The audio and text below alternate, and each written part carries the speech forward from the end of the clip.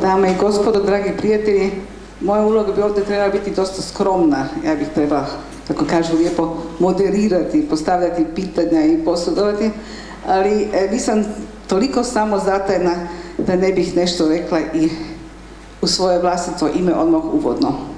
Ja, naravno, poznam mnogo knjige našeg uglednog gosta i te su mi knjige bile značajne, ja sam s njima ulazila u dijalog, ja sam teme kao što su nesvjesna civilizacija ili pitanje globalizacije ili općenito čitavo pitanje filozofskog nasljeđa prosvjetiteljstva su bile jako značajne i to će i ostati. Ali ono što mi se dogodilo kad sam dobila ovu knjigu koju danas imate u hrvatskom prevodu, naime ova, kako se to zove hrvatski? Mračna, odličan prevod. Mračni otkloni. Ja sam je dobila tako da sam na jednom kongresu, lijepo sa posvetom i prije puta, i onda sam je čitala satima toga putovanja i moram reći da sam naprosto bila ovako u čitavom ovako jednom kokunu od čistoga užitka. Naime, ovo što je ta knjiga, i naravno o tome ćemo još puno govoriti, je iznenađujuće po tome što se ovdje na način koji nije nesrodan onome što Ralston Saul inače radi, čuva jedna tradicija onoga što je pripovedanje dobre priče. Ali ne naravno, to nije više ono što je, tako reći, kraj ognjišta pa se samo sjedi i jesam li ti to rekao, nego tu imamo sve ostale, čitavu tu riznicu dosjetki koje mi danas znamo iz te vrste literature, nepouzdanog pripovedača, različite tipove skrivalica, promjene intenziteta i prije svega ono što sam mislila da nije moguće, naime, staviti u taj fikcionalni literarni jezik nešto što je isto tako iskustvo svijeta kao što je u njegovim teorijskim knjigama. I to iskustvo toga užitka u čitanju je nešto s čime bih htjela početi.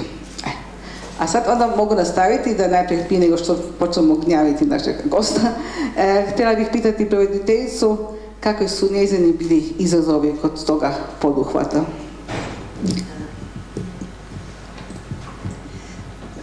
Meni je uvijek malo čudno, da ne kažem zazorno, kad me se pita za izazove, jer mi to onda nalikuje da kao kad pitate pijanista koliko je dugo vježbao i na čemu se, jesu mu lakše bijele tipke ili crne. Dakle, ja vam na to pitanje ne znam odgovoriti.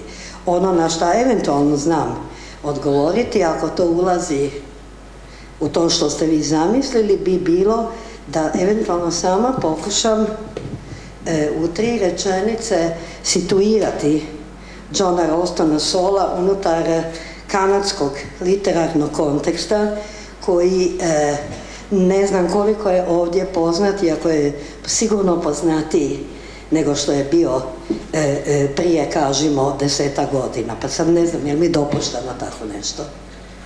Ako sam ja tako odlučio, dopuštam. Naime, tu ja neću početi od majmuna do Avnoja i neću početi sa naseljavanjem Kanade, ali ću ipak morati reći da je već podavno Kanada napustila ono o čemu je pisao i dijagnosticirao još Northrop Frye, a to će reći garnizonski mentalitet, garrison mentality, što će reći jedna kombinacija straha od prostranstva i od drugog ljudstva, što će reći od domorodaca. Naravno, taj sindrom je odavno prevladan, a onda je valjalo prevladati jednu vrstu, neću reći ovisnosti, ali opasnosti od velike mame Britanije i velikog brata Amerike, koji su bili i većinskog jezika što se tiče pogubno blizu. Svakako je to već barem kulturalno i literarno prevladano i već nije gospodin John Ralston Saul prvi, koji će napisati jednu knjigu kozmopolitske naravi. Dakle, knjigu koja se ne samo fizički događa diljem kugle zemaljske, nego i, da tako kažem, mentalno među jednom sferom osoba koje nastavaju sferu te gospode i dama koji ne moraju se pitati hoće li moći platiti režije. Ja bih samo još imala potrebu reći u zagradi da je tu temu o kozmopolitskom, o globalnom, već početkom 60-ih, kao što profesorica Čačinovič zna bolje od mene, dijagnosticirao zemljak gospodina Saula, a to će reći Marshall McLuhan, kad je cijeli svijet dijagnosticirao kao globalno selo i u knjizi Razumijevanje medija i u Gutenbergovoj galaksiji. Dakle, pisaca, međutim, što se tiče, rekla bih, a ne mogu pretendirati da sam pročitala cijelu kanonsku književnost, da su već i generacijski prethodnici gospodina Saula, kojih više nema među nama, već koraknuli izvan granica svoje zemlje. Tako ću spomenuti da se recimo neke proze Robertsona Davisa događaju po Europi, da se recimo jedna veoma zahtjevna knjiga Timothea Findleya, Famous Last Words, glasovite posljednje riječi, također događa po Europi, mada je to otprilike jedina sličnost sa ovom knjigom gospodina Saula. Ja sam htjela samo naglasiti taj iskorak iz domovinskih granica. I sad mislim da sam dosta o tome pričala i izvolite dalje. Dobro, sad ćemo uputiti pitanje uredniku. Sad sam potrošila svoje konvencionalna pitanja, pa više ne znam kako da ovaj izazov uređivanja zadržim na ozbiljnoj razini. Ali kolega urednik može bilo što, može naprosto govoriti o tome što je, zašto tu knjigu, kako mu se uklapa u program, što je, kako je s žitkom ili bez čitao, mislim, izvolite. Hvala.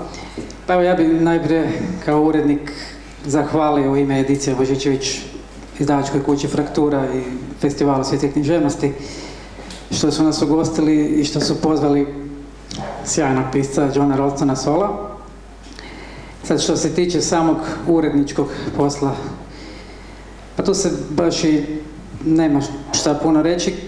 Ako imate to zadovoljstvo i priliku da surađujete sa izvrsnom i iskusnom prevoditeljicom kao što je Giga Gračan, koja je zapravo taj posao urednika svela uglavnom na ispravljanje tipfelera i nadalje naravno na ovo što ste spomenuli, čitateljski užitak. Možda bi zato radije rekao nekoliko riječi o samom romanu ili šta je od tog mog osobnog užitka i dojma meni ovako kao važno ostalo. Nešto o tome smo već imali priliku i čuti u ovom uvodnom dramskom čitanju. Ako se zastanemo prvo na samom jezičnoj razini romana, dakle primjećamo taj, rekao bih, jednostavan, spontan, pa i dijalogalan, kolokvijalan stil pisanja, koji je međutim zapravo na jedan suptilan način obogaćen ironijom, humorom, ja bih čak rekao intelektualnošću, jednom samosviješću i tako dalje. Osim toga, ono što nekako možda prvo upadne u oko u ovom romanu, Mračni otkloni, je zapravo forma, ta neobična forma. Naime, smatram da se čitatelj legitimno može upitati je li opravdana zapravo upotreba ove karakterizacije romana kada se radi o ovom dijelu.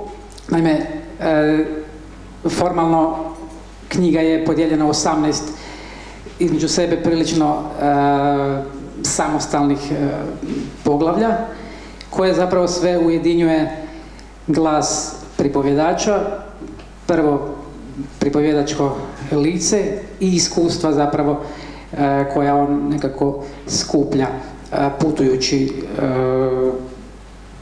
mnogim krajevima svijeta.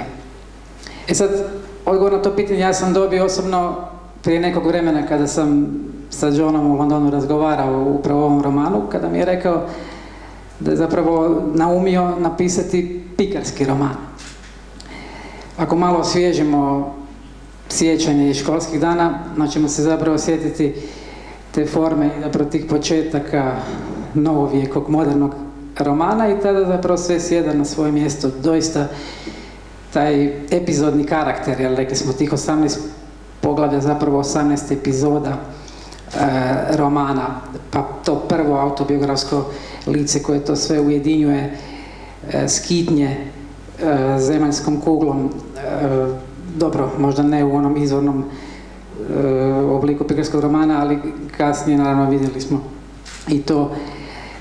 Dakle, svi ti elementi doista odgovaraju jednoj takvoj formi, podžanru romana, da tako kažem.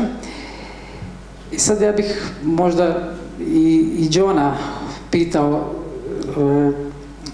da li mu je taj postupak da odabere jednu takvu formu, dakle pikarskog romana gdje pripovjedač zapravo daje tu slobodu svome pripovjedaču da putuje, da bude promatrač, da bude observator stvarnosti, da li mu je to omogućilo jedan privilegiran položaj da kaže nešto o stvarnosti svijeta u kojem živimo, ili je pak zapravo sve, kao što je profesorica Čačinovič spomenula u početku, ipak više okrenuto možda jednoj fikcionalizaciji, jednom ludičkom karakteru ovog romana.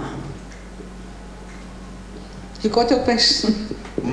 How are we doing the translation, or what is happening? Oh, people have earphones? Yes. Okay, great. Well, first, I'm very lucky with my publishing house, and I'm very honored to have this great translator doing the book, because I think there are several things which are very, very hard to translate.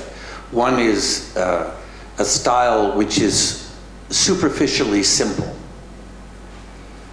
and disguises complexity. It's one of the hardest things to translate. I'm not comparing myself, but I know my original French translator, Henri Robillot, was one of the two greatest post-war translators, always said that their test for a translator was Hemingway, because you gave people a Hemingway short story, and Hemingway would say, "It was a great day," and it took the translator half a page to translate it because it was what was underneath, So I'm not Hemingway, but it's that problem. And the second thing that's hard to do is irony, which is not sarcasm, and black humor.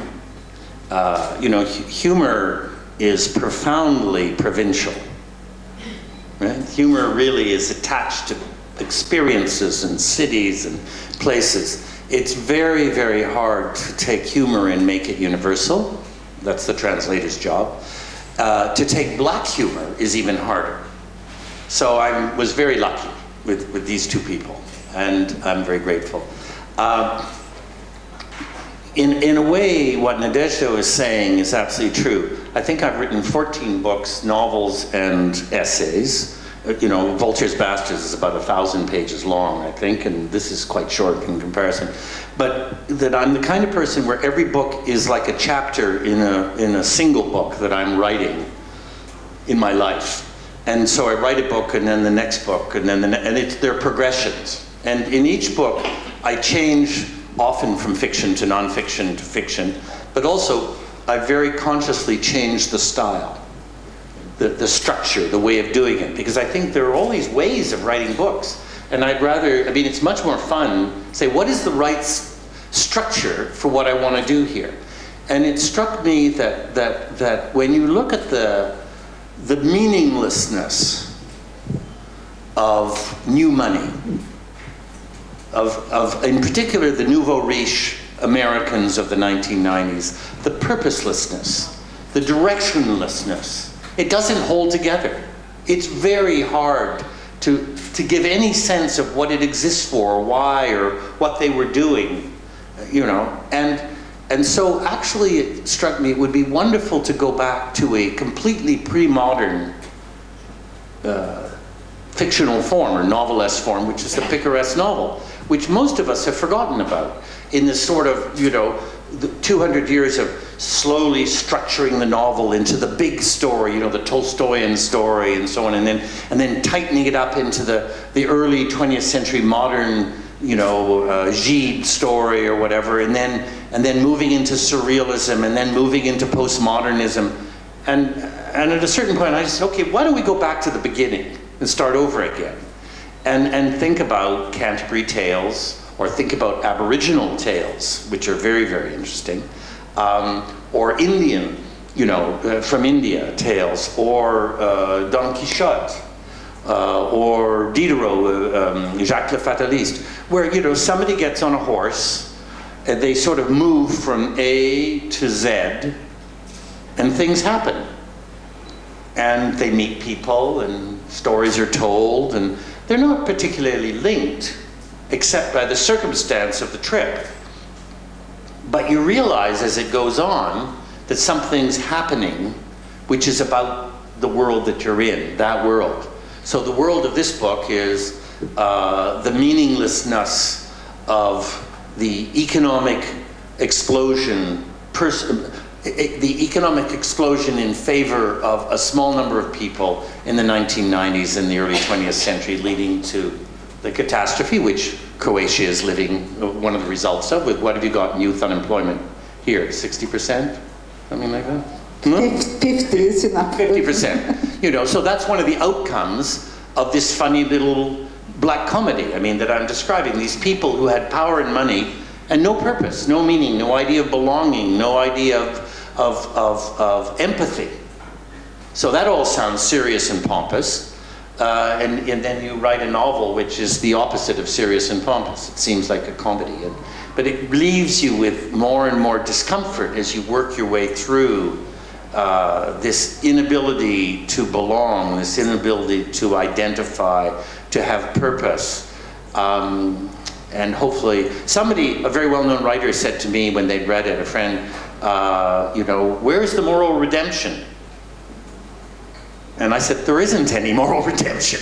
You know, this just is. This is the reality, and I've seen this reality. And I guess that's one other thing I'd say is that, you know, as, you know, in Vulture's Bastards, I talked a lot about how we'd moved into a specialized world where people were cut up into narrower and narrower specializations, where they can hardly speak to each other. Universities with, you know, with multiple dialects, designed so that it's not just that the economists can't speak to the doctors, it's that the doctors can't speak to each other because of their specializations. And so anyway, you know, to sort of create a story which appears simple is almost impossible. It takes double the number of drafts to make it look like you jotted it down on an afternoon, because you're removing all the barriers of these dialects and so on. But what's really, I think, strange and interesting for me is that the specialization has led to the gradual excluding of novelists from places of power. So there are exceptions. You know, Robertson Davies, you mentioned. I mean, Rob Davies was an insider on the outside. He was very funny, and he was really a wonderfully funny man. Margaret Atwood can be where she wants to be, you know, but she doesn't, and she can write about the inside from the outside. But most novelists in the world today are on the outside, and they can't get in. So it's got harder and harder and harder for novelists to write about money. Really the way it functions, and power and influence and the relationships between politics and structures and corporations and police and armies. They're just not inside it. Now in Latin America there are some who could because of their experiences. There are a few here that I've read. But it's rarer and rarer. So I'm, in a sense, a rare beast in what you might call the West, because all my life I've had access, for a whole series of reasons, to that inside. And so it has a big impact on the way I write about how the world functions, for better and for worse. It's quite interesting, for example, with when I give speeches about, say, around what I said in Voltaire's Bastards, there are all sorts of people on the right who say, oh, the guy's a leftist. And then you go to my speeches for Voltaire's Bastards, and there are all these army officers there. You say, well, what are they doing there? Well, because they understand that I understand what they're doing. And then there'll be a group of capitalists, happy or unhappy, because they understand that I understand. So that's a peculiarity of that I can sort of describe from the inside with the freedom of being on the outside. And the last thing is this Canadian sort of tradition. You mentioned Robertson Davies, Margaret Atwood. You all know, I'm sure. English, I don't know here. Oh, you don't? Well, Timothy Finley, you probably don't know. But of course, you know, the Nobel Prize of what, 2 years ago, Alice Munro.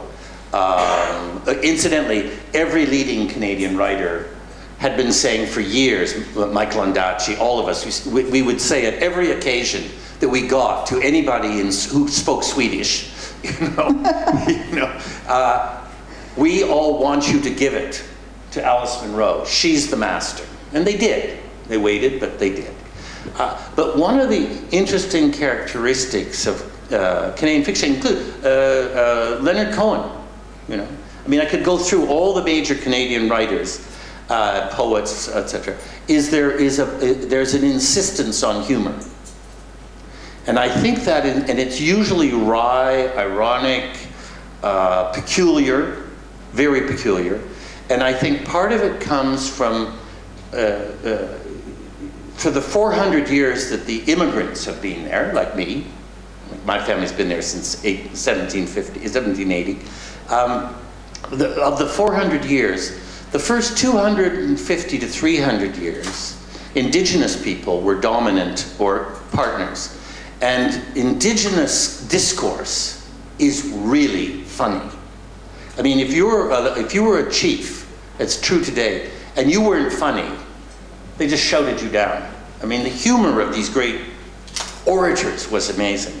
And I think the other thing is that because the immigration is so complicated, it's just wave after wave after wave of people from different parts of the world, and they end up living together.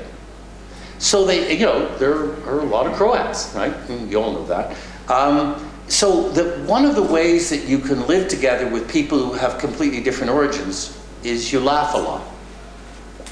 The humor replaces the impossibility of being in total agreement on origins, on certain ideas. So you kind of laugh your way through the problems. And the really great politicians in Canada are very funny.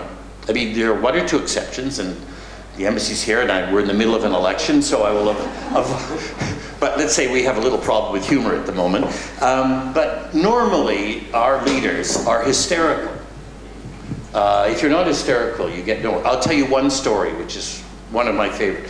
The first Prime Minister of Canada, as you know it, was a guy called John A. Macdonald, Scottish origin. Alcoholic. Complete alcoholic. Binge alcoholic. And they used to have the debates on stages in front of thousands of people, and they would speak for 3 hours each, one after the other. Anyway, this was in the middle of a key election in the 1880s, I think, and Macdonald had come in by train, drunk a case of whiskey or something, was completely green in his hotel room. They dragged him out onto the stage, and the leader of the opposition, he was Prime Minister, the leader of the opposition was this Protestant teetotaler, very dry. And so the leader of the opposition got up first and spoke for 2 hours or whatever and castigated the Prime Minister sitting there, who's green, sort of going like this, trying to hold on to his chair. And eventually the moment came and the Prime Minister got to his feet and walked to the front And just as he was about to speak, he vomited. This is a true story, right? He vomited in front of everybody. And he pulled out his handkerchief, wiped himself off. Canada's a pretty rough place, wiped himself off. And he pointed at the leader of the opposition. He hadn't thought of this in advance. He pointed at the leader of the opposition. He said, "Every time I hear that man speak, he makes me sick to my stomach." And he went on to carry the audience. I mean, that's a typical idea of Canadian humor in the 19th century.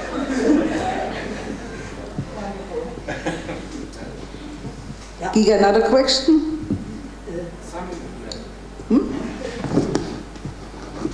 Well, I don't know what to ask John, which would be so public, so I should prefer. Ja bih radije svoja pitanja gospodinu autoru ostavila za tete, ali bih možda, da ipak nastavim u ovom relativno veselom tonu, možda ispričala, profesorca Čačinovič me pitala za izazove, dakle nije to bio bog zna kakav izazov, ta vrsta istraživanja, ali moram priznati kad sam došla do 16. epizode i do priče o, Božem prosti, Vasiću Briloviću, meni je, ima 5+ bankiša, sam maturirala i nakon toga pojma nikad od mladoj Bosni čula nisam, niti sam trebala čuti. I sad je tu trebalo što god istraživati da se to, da ja razumijem o čemu gospodin pisac piše, pa sam ja tako dosta istraživala i znače kolege i kolegice prevodioci koji su u auditoriju, kad krenete jednim smjerom, onda vas to odvuče u 17 drugih smjerova, tako sam ja prilikom, dakle samo da podsjetim, taj gospodin, kasnije profesor Čubrilović, je bio jedan od njih šestorice ili sedmorice, oprostite mi za nepreciznost, koji su upriličili atentat na nadvojvodu Ferdinanda i sve je pošlo šif i onda je ova nesreća od Gavrila Principa to nekako uspio izvesti i pritom uopće nije kanio nadvojvotkinju Sofiju srediti, ali eto, Bože moj, je i dalje je povijest, kako bi se reklo. Međutim, da se vratim na svoje veselo istraživanje, naišla sam na jedan bizaran, jedan famozan podatak, a budući da je faktualan, moram to pročitati. Dakle, rečeni nadvojvoda Franz Ferdinand je, u knjige pišu da je on tako bio jako liberalan i imao prekrasne ideje kad naslijedi taj veliki imperij, šta će on sve napraviti, ali ono što spada u malu povijest, vezano uz toga nesretnika koji je tako skončao kako je skončao, jest, a proizlazi iz njegovih dnevnika putopisnih, koje kad su izašli postumno, naravno, povjesničari njega, Ferdinanda, nazivaju feudalnim masovnim koljačem, jer je bio strastveni lovac i nije morao naravno plaćati za odstrel zveri i on je potamanio 274.889 divljih životinja. Pa sad to naravno ne opravdava druga Principa i društvo što su smaknuli njega, nego samo spominjem kao jedan fini detalj na što prevodilac naleti kad traži neke ozbiljnije stvari i onda naravno zapamtim to, a onda za svaki slučaj zapišem koliko je bilo tih sirotih životinja, da ne bi bilo nismo znali. Evo, ja bi to je taj mali na ovoj liniji. To me vraća na nešto što smo slučajno razgovarali baš danas u vezi s tim tekstom, odnosno jednim tom epizodom o posljednjem preživenom atentatoru. Naime, tamo se pojavljuje i Beograd ispred nekoliko desetljeća i onda sam ja sasvim usputno primetila da su svi detalji sasvim precizni i točni. I onda je naš gost uzvratio da tako to i mora biti u fikciji.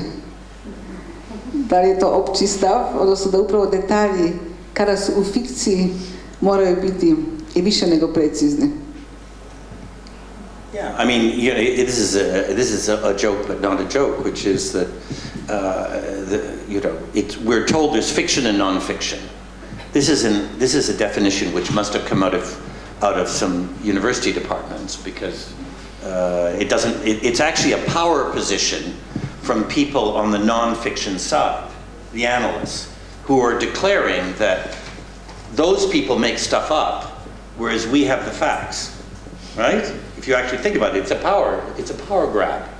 Of course, the reality is that decent novels, or good novels, or poetry, or short stories, can last 50 years, 100 years, 1,000 years, 4,000 years. We're still reading Gilgamesh, right? Whereas a book of economics is lucky to last a year or two in political science. Why? Because novels, good novels, are true. They're true about the human condition, and they're true, their facts are almost always true. Even if it's completely wild, the story, in order for you to believe the wildness of the story, it has to be based on a kind of reality, whether it's Daniel Kish or whoever it is. There's something absolutely solid in novels. Whereas nonfiction is merely based on facts. And of course there are 3 billion trillion facts, and the guy goes out and picks up some facts off the beach and uses them to prove his point or her point, and then 5 years later they no longer make sense, and so the book's out of print. Whereas, my first novel's still in print 30 or whatever years later. So I think that there's a kind of control, and I remember when so in this book there are, I think, 4 or 5 conversations. The narrator likes going off in a semi-journalistic way and getting in to see dictators or people with authoritarian people and having conversations with them. And so there are 4 or 5 of these conversations with the strong man of Mexico, Baby Doc in Haiti, Ian Paisley, and Fini of Italy. And of course they're called Conversations with Dictators, 1, 2, 3. And that's a joke, because of course I've met a lot of dictators. And I must say, as president of PEN, it's really added to my list, because that's what I have to do, is go and see these people to get them to let people out of prison or what, not kill them. And of course you never have a conversation with that kind of person. It's a monologue. Right? They're not interested in what you've got to say. And they're used to them just talking, and then everyone bows and scrapes and does whatever they want. So really a conversation with a man or woman of that kind of power is so boring. They're so boring because of course they've never had to have any kind of intercourse with people. It's just one way. And so as you're listening to their boringness, you look around and think, what is this really about? What's going on here? And you look at the curtains, look at the carpet, you look at the paintings on the wall, you look at his clothing, you watch him move and see, can he handle an intercom? In Baby Doc's case, no. How do they walk? What kind of shoes are they wearing? How do the people around them act? And you end up, what you write about is, of course, everything except this dark hole at the center of it, which is the dictator. So it's a kind of interesting comic scene. I always remember coming out of Baby Docs, and so you have to then, having done it, because I saw these people, how do you then turn it into the novel, into part of a novel where you have to it's metaphysics, right? You take the boring reality and turn it into this other thing. And for example, I noticed when we came out from saying Baby Doc in this palace which had, thick cream-colored curtains and white pile rug about this thick and be this most expensive. And he wanted us to go and look at a village which had been hit by a hurricane, I guess, and offered to lend us his helicopter, which is probably the single most dangerous thing I've ever been in.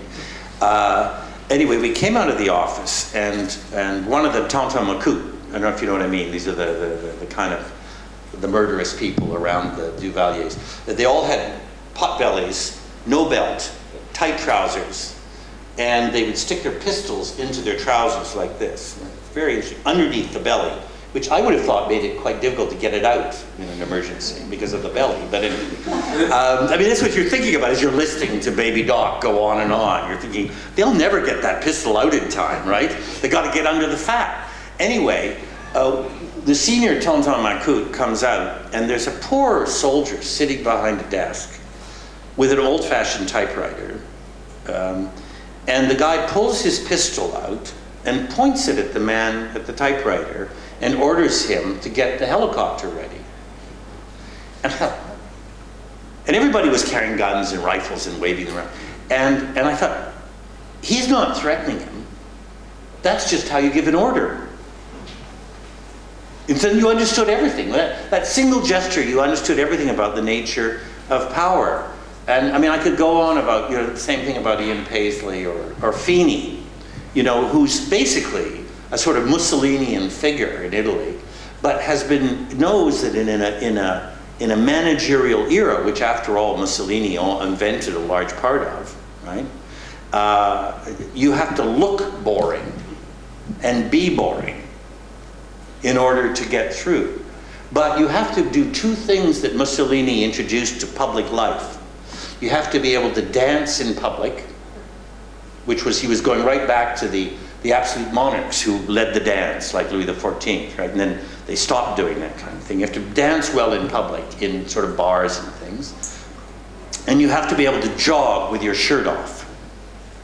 You know, so Mussolini introduced that jogging, showing your torso, which was then picked up by, you know, all the modern Western democratic politicians. It's just kind of interesting.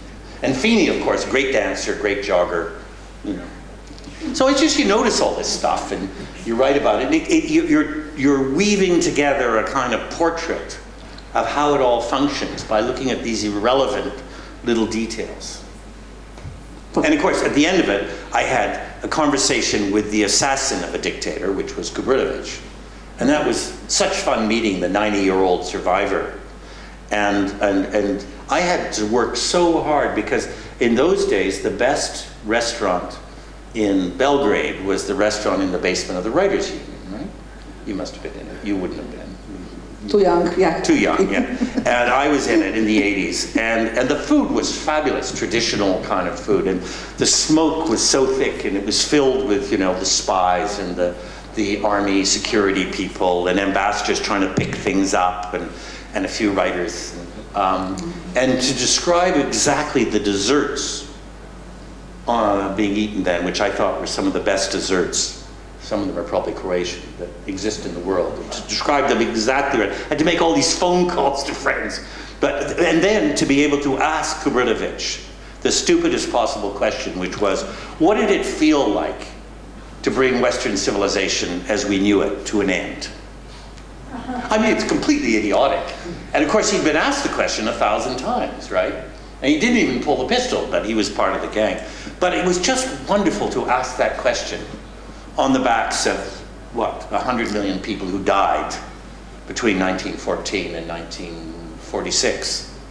Just ask this 90-year-old guy, to which he started talking about computers were the hope of the future, and that nationalism was over. And then shortly after that, the Civil War broke out in Yugoslavia. You know? Čuli ste čitav niz otuđih razloga zašto bi se trebali čitati tu knjigu. Gospodin Janeš, još koji razlog?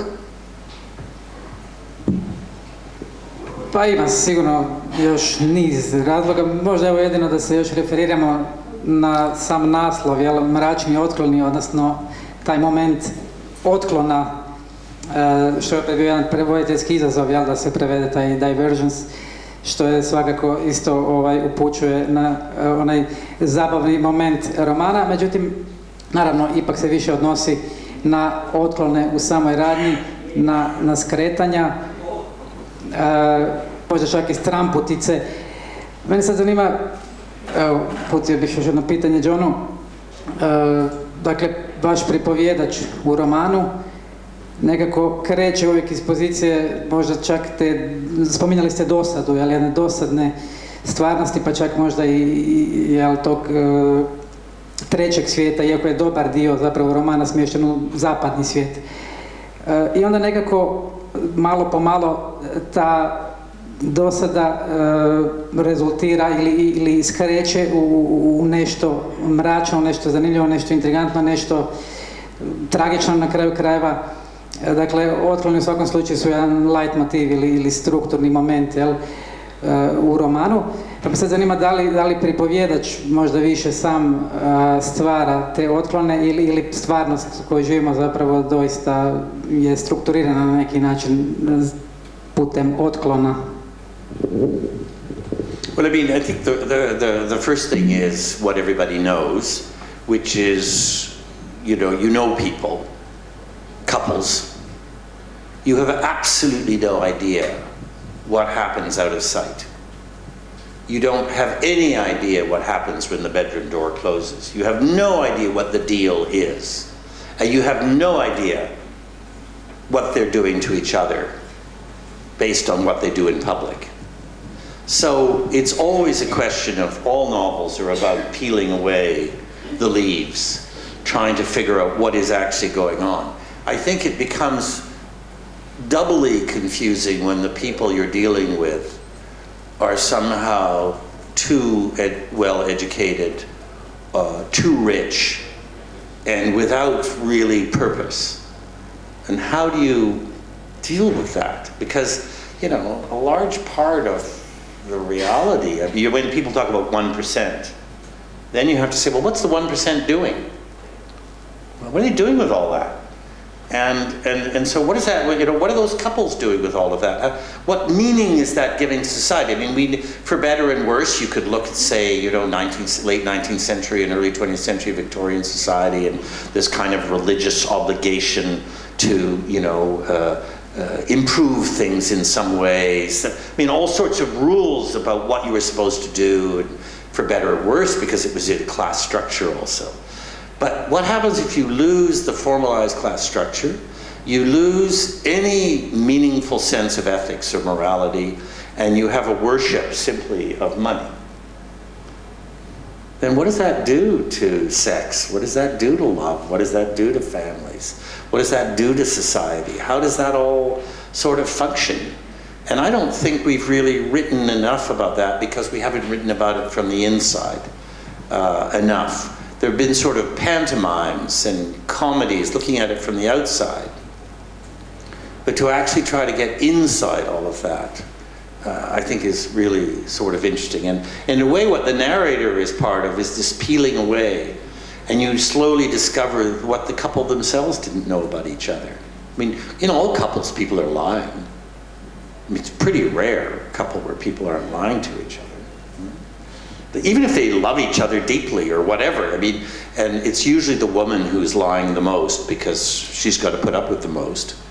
I mean, that's getting better, but I mean, that's, I see the women are laughing and the men aren't, so I'm obviously right. The men are feeling uncomfortable about this. And so it's that unpeeling. I think it was really interesting to try and unpeel how,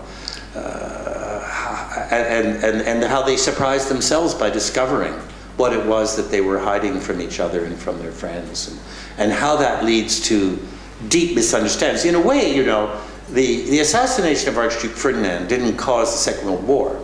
What it did was, it allowed all those actors out there, those kings and princes and prime ministers and ministers and generals, it released them. It's the way September 11th, a horrific event, released a whole bunch of people who wanted to advance the cause of security and fear. Not that there wasn't a problem, but suddenly they had a new kind of power.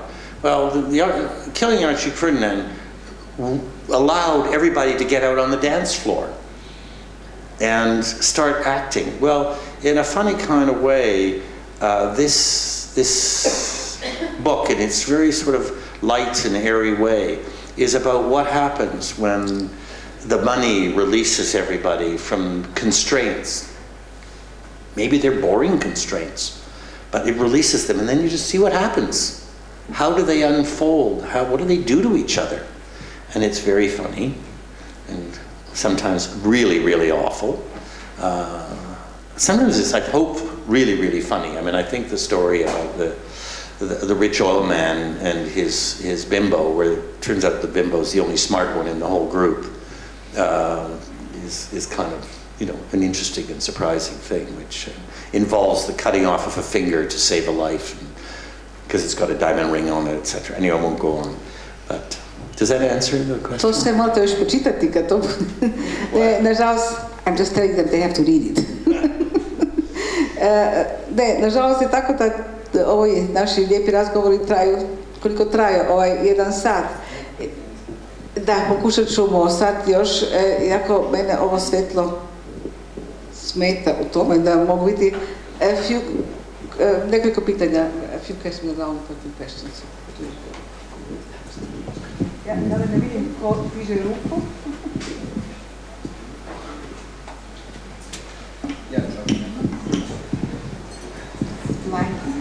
Uvijek je najteže postaviti prvo pitanje, a hrvatska publika je poznata po tome da postavlja puno pitanja.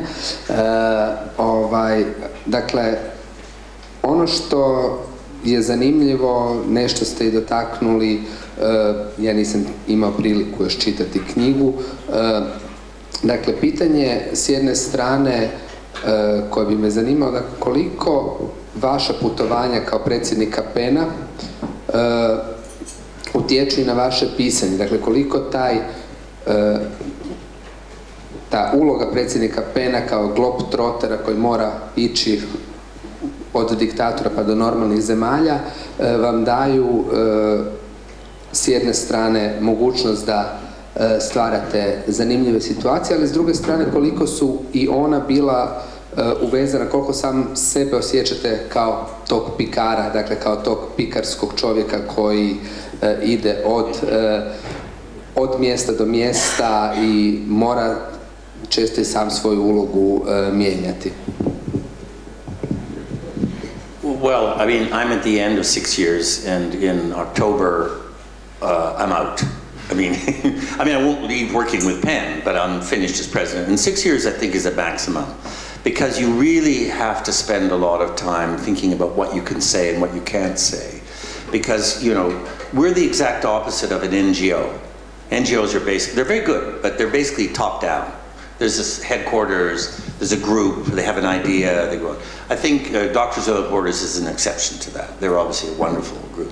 But we're one of a kind, 30,000 writers, and by writers I mean journalists, bloggers, translators, publishers, novelists, poets, you know, famous, every Nobel Prize winner, and a whole pile of completely unknown people. And then I would say probably 70% of the people we're protecting aren't even members of PEN because they're sort of out of sight in a sense. So we're a completely grassroots organization. We've got 150 PEN centers in 110 countries. And, you know, I can't just go into Honduras, to take a current example, the deadliest place to be a writer at the moment, and say what I want, because when I leave, what will happen to all the writers, right? So I can't grandstand. So it takes a lot to think through, how do you do this? It's diplomacy, but you don't want to be too soft. You have to, and you mustn't get into saying certain things in private with people in power and other things in public. You have to be completely transparent. That's a really tough lesson to learn. But you know, but I think one of the really interesting things is that we are received because they know who we are. And I always say within the first 5 minutes, you know, President, just so you understand that we're a group here of writers, and we're speaking for 30,000 writers in 110 countries, and we will report on our conversation with you, and it will be written about in virtually every language of the world within a month. It's just an interesting way of going snap, you know? But the other thing is that unlike people in normal NGOs, we walk into the room with reputations which belong to us. We're independent. I mean, recently, I don't know, I was in you know, in Mexico, sitting in front of the Ministry of the Interior for 2 hours, the Minister of Foreign Affairs for an hour, etc. And I got Luisa Valenzuela, you know, the most famous Argentinian writer, and you just, Gioconda Belli, the great Nicaraguan writer, and they all read them. They all know these. If they haven't read them, somebody in the room has read them. They know that we have thousands, tens of thousands, millions of people who will listen to us. They don't have that unless they force it. So we actually represent a real value in and of ourselves. And the conversation, therefore, is very different. And, you know, what I found, you know, once I got used to it, is one of the things that you have to encourage on our side is that we have to be both professional and exact and precise about what the problem is. We want this law changed. We want the decriminalization of libel. We want, you know, this person investigated. We always go in with like a one-page analysis, series of recommendations for public and private. But what we could do that, you know, no diplomat can afford to do, quite rightly, because that's the kind of job they have, is that we can be funny, we can be quite brutal, we can be quite sarcastic, we can be, you know. And one of the things, for example, I often say is usually that, you know, at some point they start complaining about the journalists and the other writers, and they're not professional, and they attacked my wife. You know, of course the wife was probably corrupt, but anyway, or that's the way he skimmed the money through. And you know, you talk about freedom of expression, but look at the damage they've done to my family, stuff like this. And at a certain point I just always say, usually 2/3 of the way in, I say, you know, President, nobody ever said that freedom of expression was a pretty thing. There's nothing nice about freedom of expression. It's not supposed to make everybody happy. Democracy is not a fairy tale. Democracy is rough and tumble. It's very, very difficult. And the key thing to democracy, which you claim to be, is that freedom of expression requires a very thick skin. And the more important you are, the thicker your skin needs to be. And you seem to have a very thin skin. So if you'd like, our members could come and give you lessons in this. Because after all, writers, from the moment we publish our first book, are under attack from reviewers and others. You know, we come out, we're innocent little 29-year-olds in my case, and we bring out our book, which is our whole life, and the next day we read in the newspaper that we have absolutely no talent and that we're incompetent. And our mothers are embarrassed. And at this point, the president is staring at me, kind of like, I said, so we have very thick skins. So if you like, we could give you some lessons in this. And this usually creates quite an impact in the conversation. Because what you're trying to do is get them past the kind of nonsense in which they've convinced themselves they have the right to shut down freedom of expression out of a sort of decency, respectability, morality, when in fact it's just cravenness and egocentrism. So we often have I remember a first meeting in Mexico with the Minister of Justice. I've taken 3 delegations there.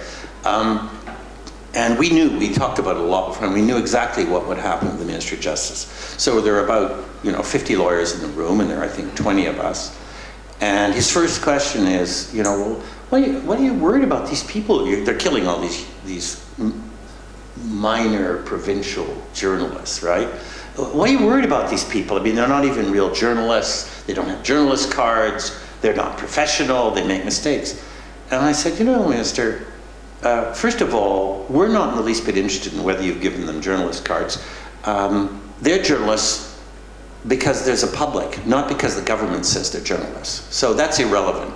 And secondly, we're in the business of defending writers. And that includes Elena Poniatowska, most famous writer in Mexico, right through to the most unknown part-time journalist in a provincial newspaper. We don't make any exceptions, and we're really not interested in your opinion as to whether they're journalists or not. We're interested in the public's opinion and their opinion because they're taking the risks writing these things. So can we move on?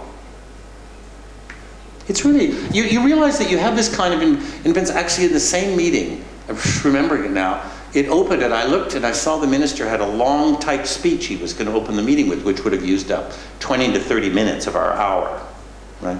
So I just put my hand on his hand, see this, and I said, Minister, I see you have a long speech there to give. I don't have a speech, and we have a lot of questions. Could we skip your speech?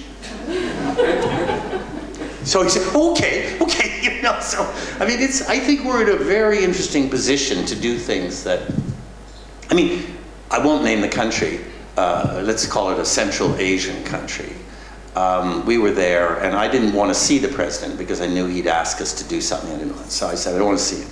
Anyway, so he indicated that he wanted to see us. I refused, and then the locals said, you better see him. So I took a group with us, and Jan Martel, was with me, and a number of others. The first 5 minutes were fine, and then I brought up the fact that we'd seen a prisoner in a neighboring country. And of course, he had prisoners in his country. So he immediately exploded. And he basically, for 20 minutes, screamed at me. Screamed out of control, which of course is a sign of weakness, right? I mean, no president of a republic would scream if they were self-confident. So we all just sat there, looking for a way in. And the person that he was saying was guilty was somebody who supposedly murdered 2 policemen in a riot. We actually know that the person in question was in another part at home in another part of the city. And at a certain point, and you're just sitting there, you're using all your brain power, thinking, what can I do, what can I do? And at a certain point, he said, in any case, I mean, how could you know whether he was guilty or innocent? You weren't there. And that's it. I thought, yes, President, but you weren't there either. And so, I said, and then I was able to break open the conversation. So I think we bring very different skills to this situation. And you've got to keep your sense of humor. If you get into that lugubrious human rights state of mind, you don't do anybody any good. Everybody who comes out of prison I know knows that humor is one of the great weapons we've got, because it breaks down the structures of power. I think you probably find that with people who've had that experience here.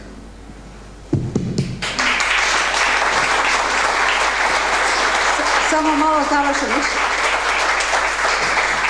Više o ovoj aktivističkoj, ako mogu samo u svoje ime, više o ovoj aktivističkoj strani našega dragoga gosta možete saznati sutra u 7 sati u knjižnici Bogdana Ogrizovića.